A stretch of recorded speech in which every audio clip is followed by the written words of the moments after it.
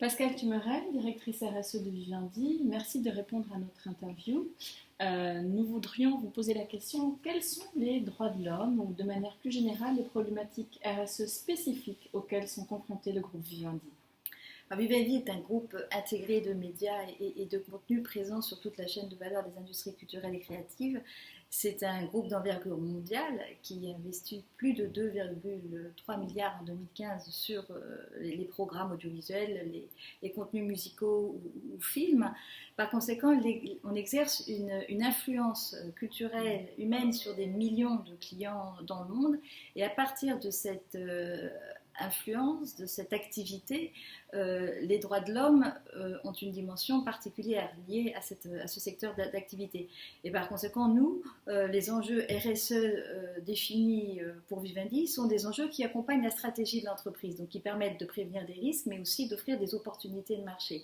Et quand on est aussi influent en termes de production et de distribution de contenu, on voit bien que le sujet de la promotion de la diversité culturelle dans cette offre, c'est un enjeu essentiel, à la fois pour la performance économique de Vivendi et pour répondre aux attentes des parties prenantes sur cette dimension-là, mais aussi la protection et l'accompagnement de la jeunesse dans les usages numériques, ou le partage des connaissances qui couvre à la fois l'accès aux médias et le pluralisme des contenus, et enfin la valorisation et la protection des données personnelles qui, bien sûr, offre une manne considérable, mais cette manne, elle n'est bénéfique que si elle correspond aussi aux intérêts des parties prenantes.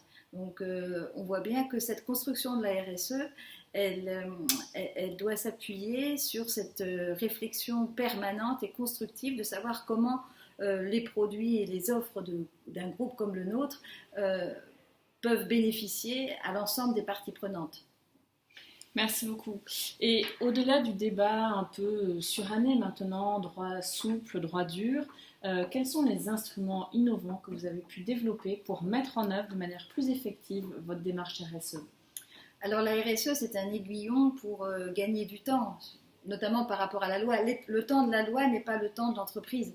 Quand on a développé des jeux vidéo, les jeux vidéo n'étaient pas réglementés. Donc par exemple, toute l'initiative de classifier des contenus à l'attention des différents publics, c'est une initiative qu'a prise l'industrie du jeu pour avoir des outils par rapport aux parents ou par rapport au public, de savoir à quel jeu peut convenir à l'âge de leur enfant. Donc on s'auto-régule du mieux possible pour qu'on puisse, dans un environnement compétitif assez difficile, avancer le plus rapidement possible tout en ayant conscience de notre responsabilité à l'égard des parties prenantes et bien sûr de notre désir de respecter ce que vous appelez le droit dur. Mais aussi, dans les instruments, c'est des instruments de gouvernance et de stratégie, c'est-à-dire que la RSE, c'est bien l'autre côté d'une pièce. C'est-à-dire que d'un côté, vous avez la stratégie, de l'autre côté, vous avez la RSE, et vous n'avez pas le droit. C'est-à-dire que quand vous avez parmi ces instruments, on a bien sûr un reporting, puisqu'on a des objectifs, il faut savoir comment on atteint ces objectifs. Donc on a une batterie d'indicateurs qui sont un outil de pilotage pour savoir comment ces enjeux sont suivis dans le cours de l'activité. Mais on a aussi des initiatives qui permettent d'intégrer cette dimension au plus haut niveau de la gouvernance de l'entreprise. Par exemple, je pense à l'intégration des critères RSE dans la rémunération variable des dirigeants, et qui consiste à savoir comment Universal Music investit dans des talents locaux, comment le groupe Canal+ promeut la place des femmes à l'antenne ou dans la production cinématographique, comment on classifie les contenus dans des clips musicaux par exemple. Tout ça, ça ne ressort pas de la loi, c'est une volonté de l'entreprise pour justement qu'il n'y ait pas de risque de réputation, des risques de réglementation ou du risque opérationnel. Et un autre instrument, ça peut être justement comment les plus hautes instances, comme le comité d'audit au sein du conseil de surveillance, entend cette politique régulièrement et pose des questions, ou le comité des risques. Ou enfin, comment on intègre ces critères RSE dans les processus d'acquisition de nouvelles sociétés. Donc vous voyez, c'est cette vigilance, j'allais dire tous azimuts, qui permet de faire de la RSE vraiment un aiguillon de performance et de création de valeur globale pour l'entreprise et pour les parties prenantes du groupe. Et dernière question, est-ce que vous pensez que les investisseurs sont sensibles aujourd'hui à la démarche RSE des entreprises ?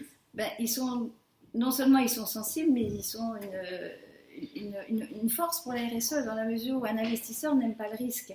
Donc si un investisseur investit dans le tabac, dans l'agroalimentaire, dans le pétrole ou chez Vivendi, il va avoir à cœur d'obtenir une information précise et concise sur les indicateurs de performance qui lui permettent de dire ah oui, là il y a peut-être de bons indicateurs financiers, mais le côté dit extra-financier, même s'il a une dimension financière, pas immédiate, mais peut-être à plus long terme.